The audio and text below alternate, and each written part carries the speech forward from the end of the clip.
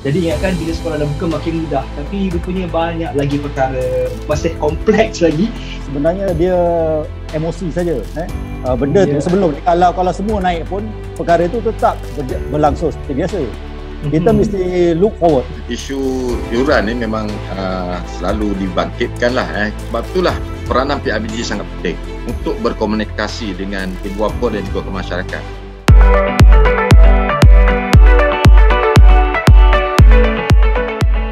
Bual Bestari edisi ke-22. Assalamualaikum warahmatullahi wabarakatuh. Terima kasih kerana memilih untuk bersama Bual Bestari edisi kali ini. Baiklah, seperti biasa kita akan membincangkan isu-isu berkaitan pendidikan, dan pada episod kali ini kita nak berbincang mengenai sistem penggiliran sekolah. Baiklah, kalau sebelum ni masa PDPR dulu, mak bapak boleh kata pening kepala kerana nak sediakan gadget, nak sediakan internet yang laju, maklumlah anak ada 5. Macam mana nak cukup itu?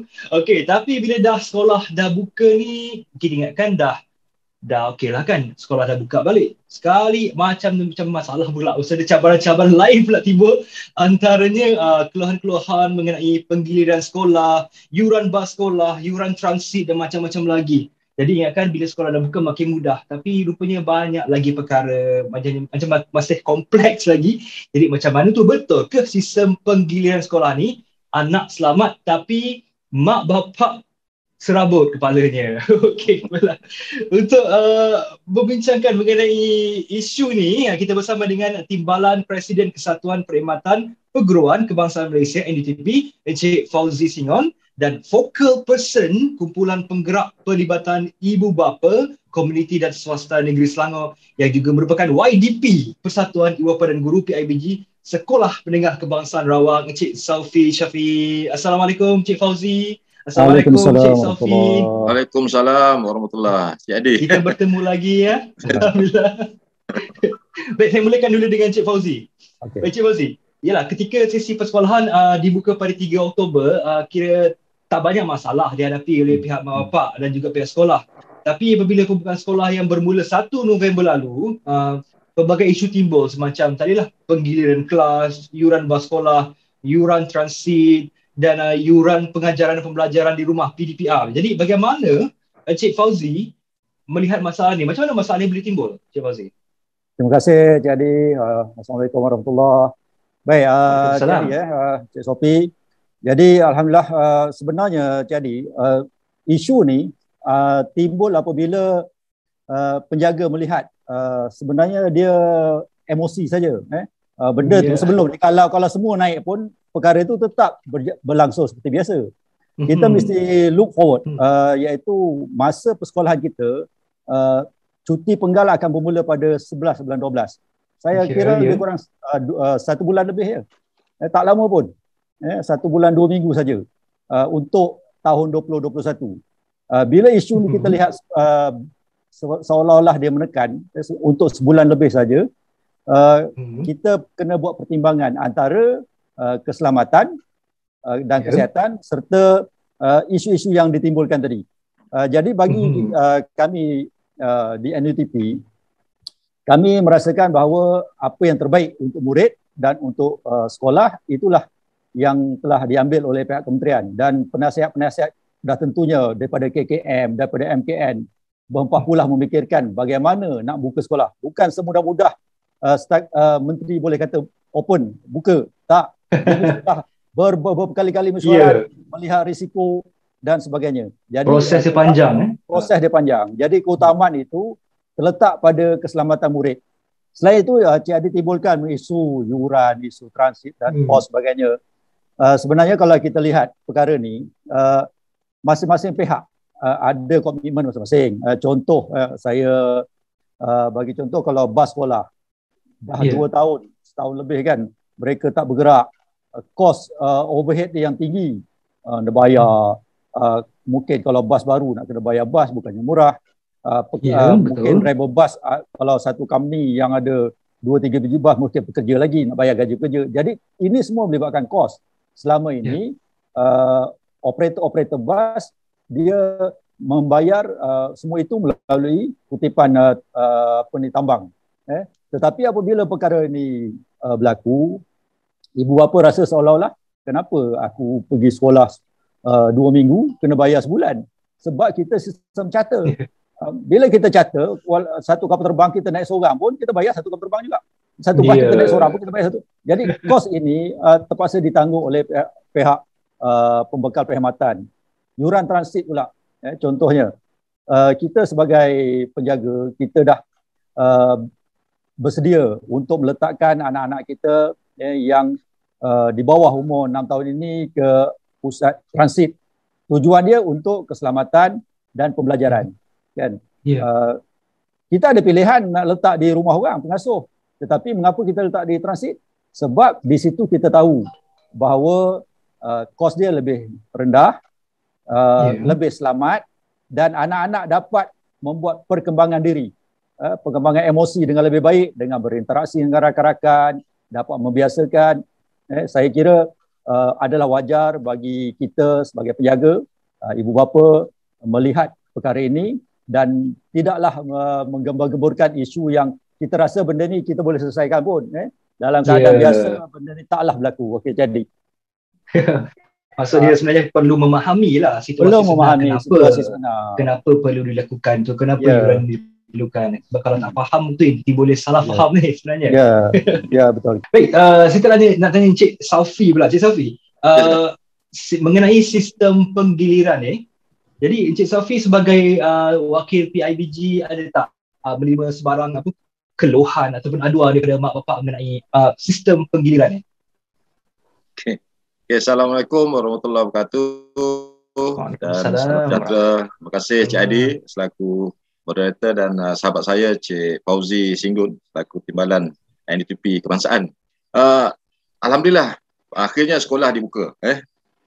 Sebelum ni keluhan-keluhan ibu bapa, keluhan-keluhan ibu bapa mengharapkan sekolah dibuka sebenarnya.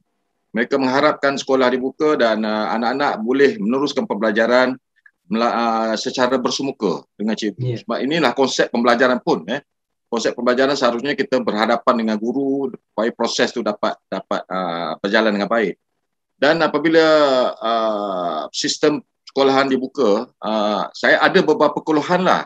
Tetapi pada saya ia tidak menjadi satu isu yang besar kerana soal teknikal saja, seperti pengangkutan. Kadang-kadang ibu bapa yang tak ada anak-anak tak ada pengangkutan ke sekolah, isunya bas sekolah. Bas sekolah ada operator yang dah tak nak beroperasi. Susah untuk mendapatkan pengusaha-pengusaha bas sekolah. Tapi walau macam mana pun ibu bapa kena usaha, kena cari jalan untuk menghantar anaknya ke sekolah. Dan isu yang keduanya adalah isu dos, isu vaksinasi. Ada mak bapak bertanya tentang ada pelajar-pelajar atau murid-murid yang belum mendapat vaksinasi dan apa tindakan pihak sekolah untuk pelajar-pelajar yang kadang-kadang yang menolak vaksinasi. Tentang kaedah pembelajaran. Bila secara penggiliran sistemnya ada macam hybrid lah. Hybrid seminggu belajar berguru dengan guru bersemuka dan seminggu belajar di rumah. Jadi mungkin kaedah ini ibu bapa perlu mendapatkan penjelasan yang lebih mendalam supaya mereka dapat menyediakan diri mereka dengan kaedah penggiliran ini. Saya rasa masalah ini dapat diselesaikan melalui komunikasi ataupun PIBG akan memberi penerangan, akan memberi sokongan kepada ibu bapa ini supaya mereka menyambut sistem ini dengan baik dan proses pembelajaran akan berjalan dengan lancar. Cuma yang perlu ibu bapa lakukan sekarang ini adalah menyokong apa perancangan sekolah untuk anak-anak mereka, dan mereka kena ambil tahu dengan lebih mendalam lagi apakah keperluan-keperluan yang perlu mereka sediakan untuk anak-anak mereka. Saya yakin dan percaya pihak sekolah telah membuat persiapan yang terbaik. Cuma yang saya perlu mengingatkan para ibu bapa adalah proses di luar pagar sekolah, supaya mereka juga kena faham tentang keselamatan anak-anak ini bukan di tangan pihak sekolah saja. Ianya perlu kesedaran dari pihak bapa supaya mereka menjaga penjarakan, jaga SOP dan pastikan anak-anak mereka keluar sekolah tidak secara berkumpulan, penjarakan dan sebagainya.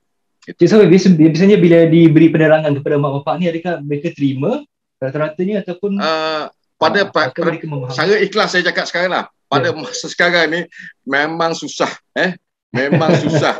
Kadang-kadang mereka bercakap memang bijak, dalam grup WhatsApp memang kalau mereka bercakap berhujah, memang saya rasa mengalahkan doktor-doktor, kadang-kadang mengalahkan pihak MKN cara dia. Tetapi apabila pelaksanaan berlaku di luar sekolah, saya tengok berterabur. Jadi sebab itulah saya kata proses pembaharuan ini ataupun norma baru ini kita perlu masa untuk menjadi satu amalan, dan kita kena sabar, satu pembaruan ini kena banyak bersabar.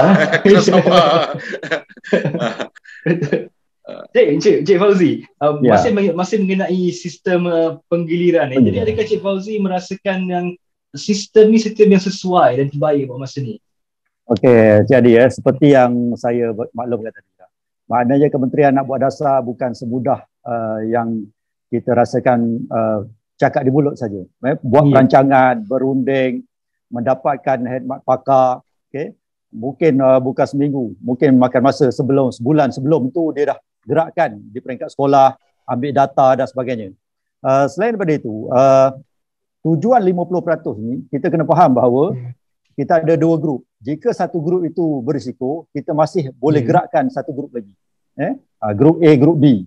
Contoh kan, kalau grup A katalah terkena virus, setelah kita proses sanitasi dan sebagainya, grup B masih boleh belajar dan begitulah sebaliknya. Jadi itulah tujuan sebenar penggiliran. Kerana kita masih belum yakin bahawa keadaan benar-benar selamat. Nanti bila kita dah yakin bahawa keadaan itu betul selamat, kadar jangkitan telah berkurangan, kadar ward kita dah stabil, saya kira penggiliran ini akan ditamatkan. Takkanlah kita nak seterusnya. Ambil masa sedikit saja.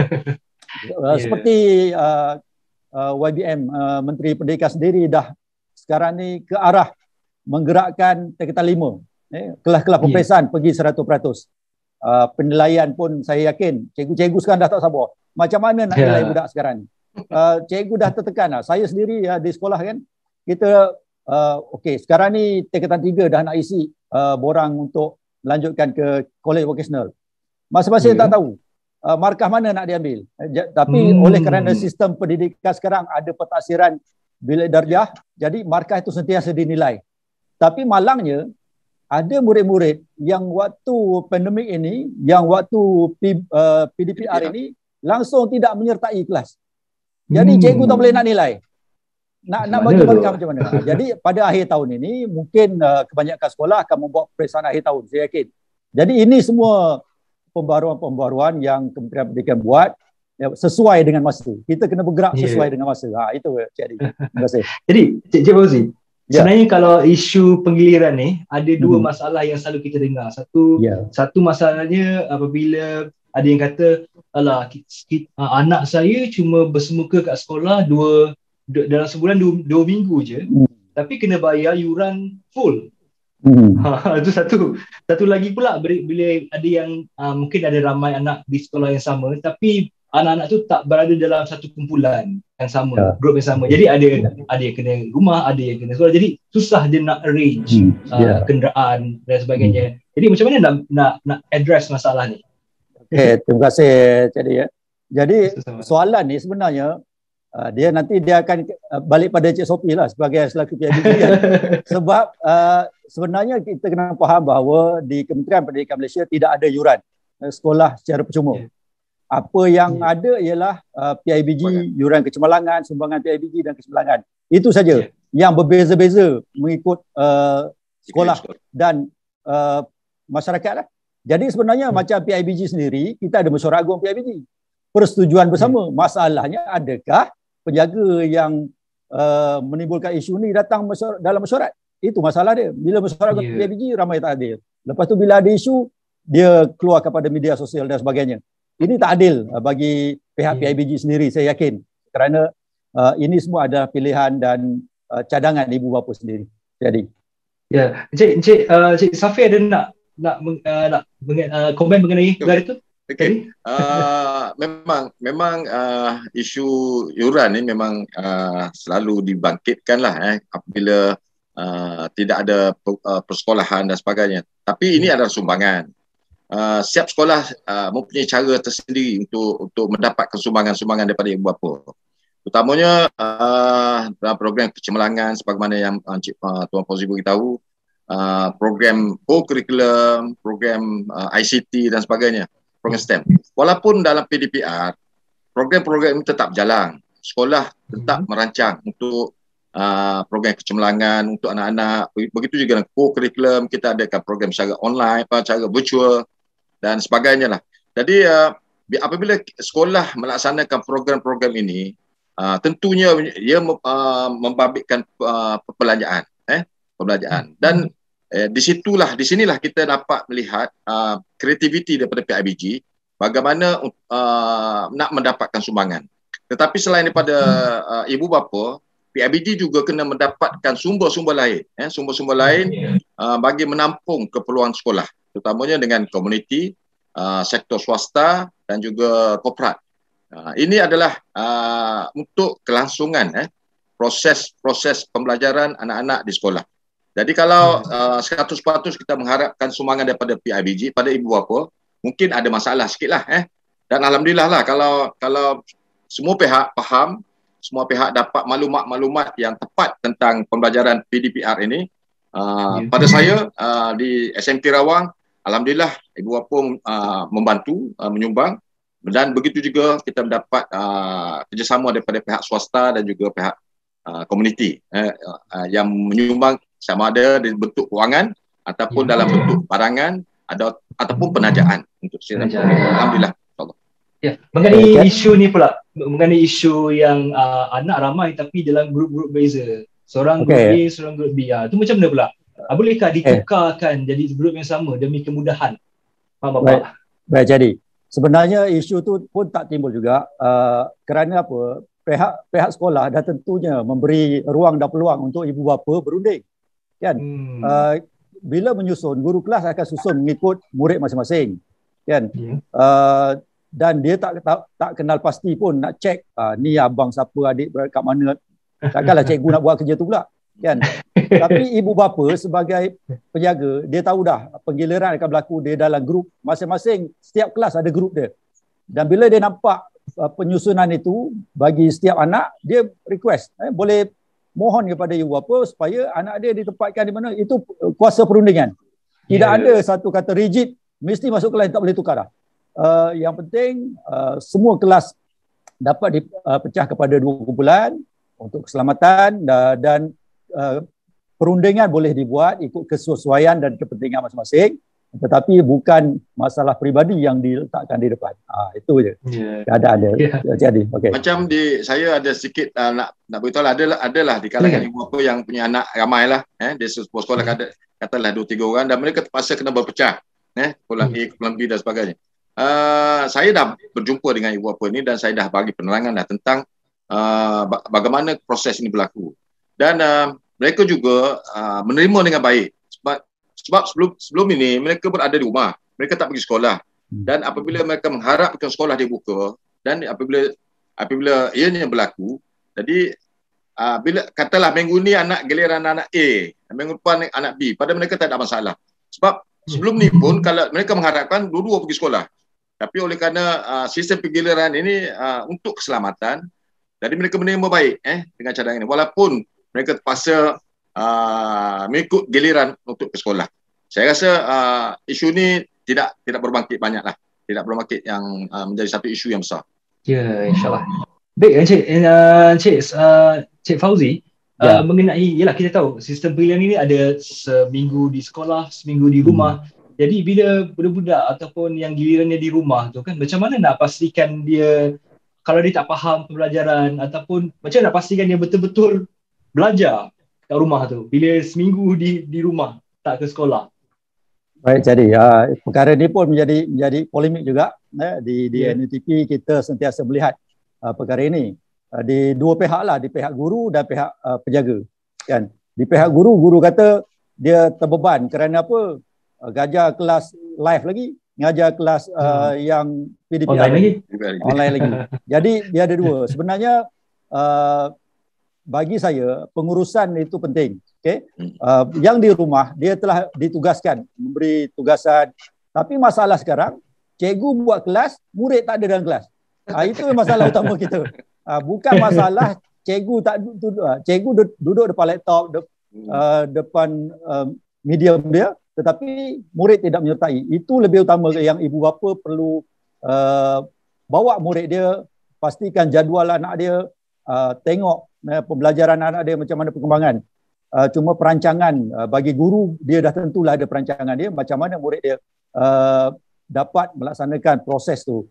Sebab kita ada modul, kita ada rakaman, kita ada YouTube dan sebagainya. Semua medium kita gunakan.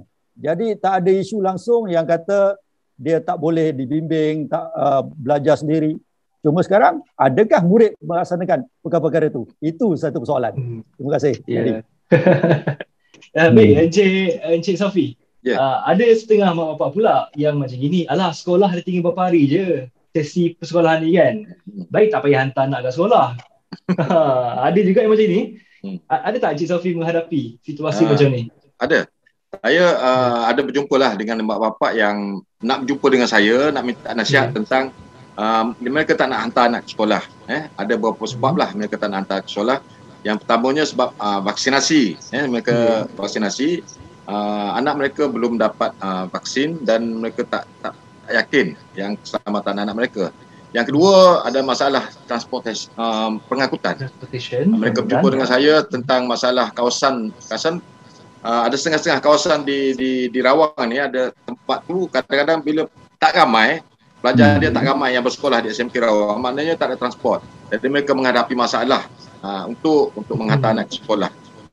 Walau macam mana pun, dari masa ke semasa, saya yakin mereka akan mengikuti arus. Apabila mereka melihat anak-anak orang lain datang ke sekolah, bila mereka melihat perkembangan sekolah, pelaksanaan berlaku dengan baik dan sebagainya, dengan sendirinya mereka akan berusaha untuk hantar anak ke sekolah. InsyaAllah.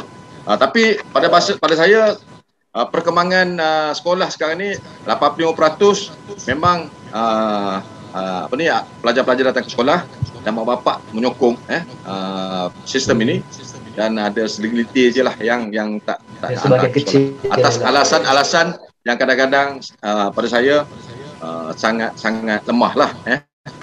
Baik, kita nampaknya dah sampai ke penghujung, dah lebih setengah jam juga kita berbincang ni. Tapi makin lama di ujung-ujung makin hangat pula. Jadi mungkin daripada Encik Fauzi sendiri, kesimpulan daripada perbincangan kita pada ini, apa nasihat Encik Fauzi kepada semua pihak lah, mak bapak, guru-guru dan juga kepada pelajar? Jadi bagi kita apa yang paling penting ialah kehendak anak-anak dan masa depan anak-anak. Jika kita hendak seribu daya, tak hendak seribu dalih. Itu je konsep dia. Iaitu kalau betul-betul nak belajar, betul-betul nak berjumpa dengan guru, nak mengikuti pendidikan untuk masa depan, semua tak akan timbul masalah. Dengan apa cara sekalipun kita akan ikuti. Tetapi kalau kita mencari dalih bahawa kita melihat pendidikan ini satu yang membebankan, apa pun yang kita buat, apa pun kemudahan yang kita beri, kita tetap tidak akan puas hati dan tetap akan menyalahkan mana-mana pihak yang berkaitan, kerana untuk kepuasan nafsu ataupun pemikiran kehendak sendiri. Itu je bagi saya, dan percayalah bahawa pihak Kementerian Pendidikan, pihak NUTP dan pihak sekolah di mana jua pun di seluruh Malaysia ini akan berusaha sebaik mungkin.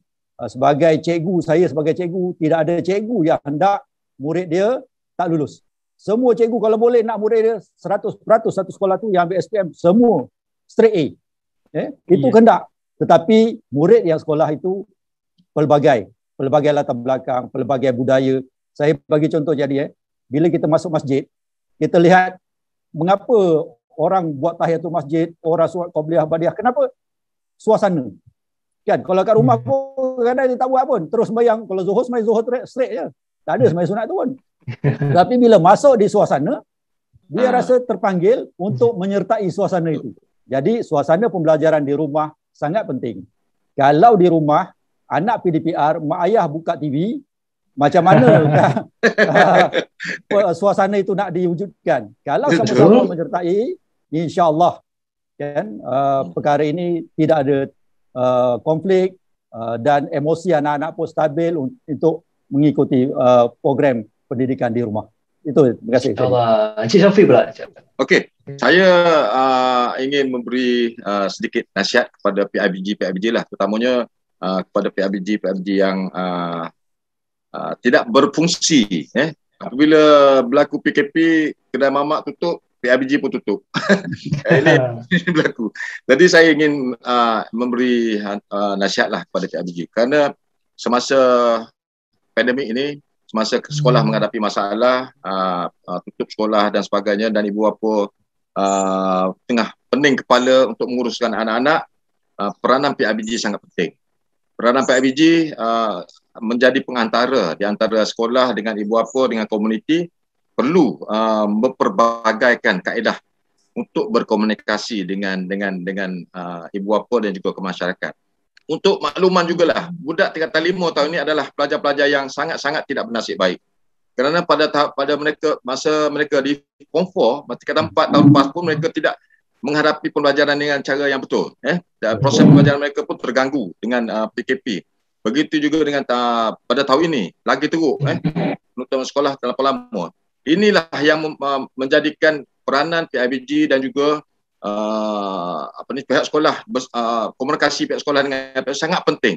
Sebab itulah PIBG kena wujudkan kumpulan sokongan ibu bapa, kena wujudkan pelibatan ibu bapa komuniti dan swasta PIBKS, dan juga kena sentiasa melihat isu pembelajaran anak ini satu isu yang paling penting. Begitu juga dengan perbincangan dengan pentadbir, persiapan sekolah, kelengkapan di sekolah, sistem pembelajaran dan kedudukan murid di sekolah perlu PIBG ambil tahu supaya mereka dapat memberi penerangan pada ibu bapa keselamatan anak mereka di sekolah. Dan peranan PIBG juga sangat penting di luar kawasan sekolah. Mereka kena wujudkan satu kumpulan untuk menjaga ataupun mengawal anak-anak semasa proses keluar balik pada sekolah dan juga semasa hadir ke sekolah, supaya mereka sentiasa ingat SOP dan juga mengawal pergerakan dan juga penjarakan masa sekolah. Jadi saya berpesanlah kepada PIBG laksanakan peranan. Masa inilah kita perlu menunjukkan komitmen kita pada jawatan ataupun amanah yang diberikan supaya mewakili ibu bapa supaya anak-anak kita dapat melalui proses dengan baik. Terima kasih. InsyaAllah. Terima kasih Encik Shafiq mewakili PIBG dan juga Encik Fauzi mewakili NDTP. Terima kasih kerana sudi meluangkan masa bersama Bola Base Study untuk minggu kali ini, edisi siri ke-22. Alhamdulillah banyak input yang kita dapat, insyaAllah. Alhamdulillah. Dan kita doakan semoga urusan semua persekolahan dilancarkan, insyaAllah. Segalanya. InsyaAllah. Amin. Terima kasih Encik Fauzi. Terima kasih Encik Shafiq. Assalamualaikum warahmatullahi wabarakatuh. Terima kasih juga kepada jumpa lagi insyaAllah. Kita jumpa lagi insyaAllah. InsyaAllah. Baik, untuk sesuatu dasar itu berjaya, kita perlukan sokongan daripada semua pihak. Ya, tidak ada dasar yang sempurna. Yang penting adalah komitmen daripada semua pihak untuk menjayakan sesuatu usaha, sesuatu dasar. Seperti sekarang kita tahu dalam keadaan pandemik, sekolah terpaksa dilakukan seperti ini secara hybrid ini, dan juga dengan pelbagai cara yang lain, kerana inilah cara yang terbaik. Walaupun ada kelemahan mungkin, tapi itu boleh diatasi, dan kita jangan mencari masalah, kita cari solusi dan kita berikan yang terbaik, kerana yang mereka akan mendapat manfaatnya adalah anak-anak kita, generasi muda kita. Cabaran yang mereka lalui cukup besar, jangan tambah lagi masalah mereka, kita selesaikan masalah mereka. InsyaAllah, dapatnya itu saja Bola Base Study edisi kali ini. InsyaAllah semoga mendapat manfaat daripada perbincangan kita. Jangan lupa like, komen dan share Bola Base Study, dan follow semua platform GPS Base Study. Saya Adi Akmal Syahrum, kita jumpa lagi. Assalamualaikum warahmatullahi wabarakatuh.